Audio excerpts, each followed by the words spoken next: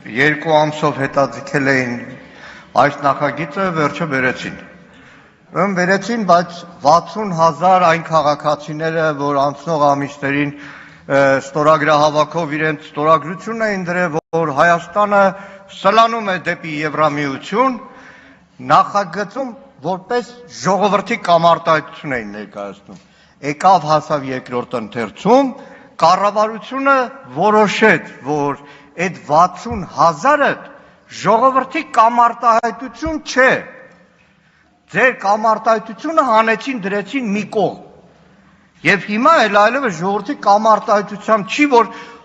ազգային ժողովում բերել են Հայաստանը սլանում է դեպի Եվրամիություն։ Երկրորդը, սիրելի հայրենակիցներ, Հայաստան խմբակցությունը չի մասնակցել այս հարցի քննարկմանը, որովհետև այն նախագիծը, որը բերել են, սա օրենք չի, օրենքի ծաղր է։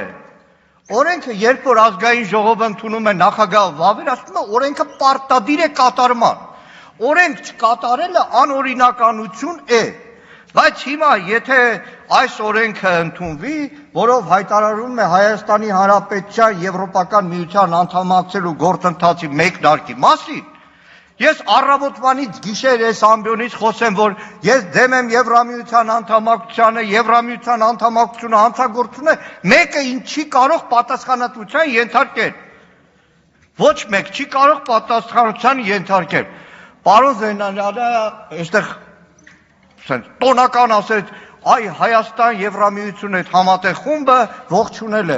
Արմեն Գևորգյանը հարց է տվել, Եվրամիության որևէ պաշտոնյայից արձագանք եղել է։ Պարոն Զեյնալյան, այդ արձագանքները այդքան աղքատիկ էին, որ Երևանում համատեղ նիստի հայտարարությունից բացի